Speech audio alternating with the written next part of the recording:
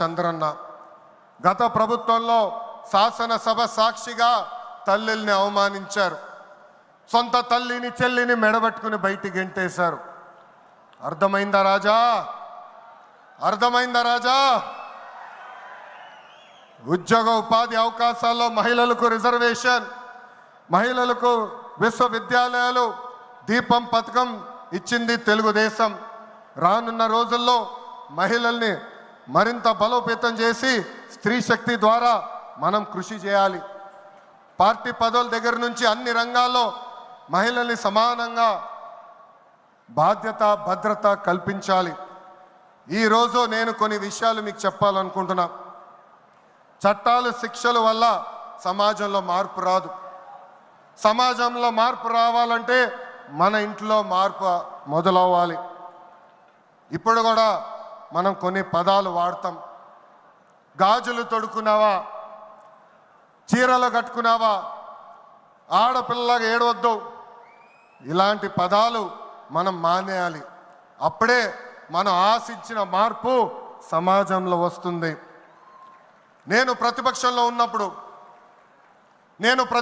ఉన్నప్పుడు ఆనాడు ఒక మహిళా మంత్రి నాకు చీర గాజులు పెడతానని చెప్పారు.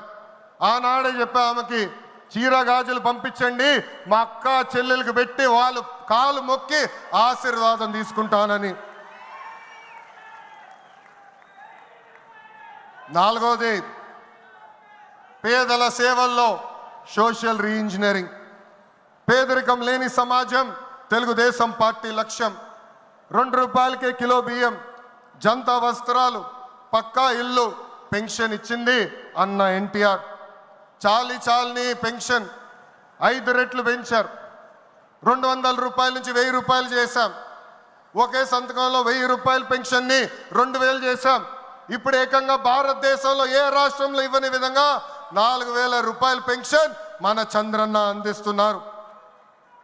ఇంతేకాదు, డ్వాక్రా, దీపం, అన్న క్యాంటీన్ ఇచ్చింది మన చంద్రన్న. భారతదేశంలో ఏ నాయకుడు సాహసం చేయలా, కానీ మన నాయకుడు చంద్రన్న సాహసం చేసి ఎన్ని ఆర్థిక ఇబ్బందులున్నా ఇచ్చిన బాబు సూపర్ 6 హామీ నిలబెట్టుకునేందుకు ముందలికి అడుగులేస్తున్నారు. మన ప్రభుత్వ అధికారులకు వచ్చిన వెంటనే పెన్షన్ పెంచాం.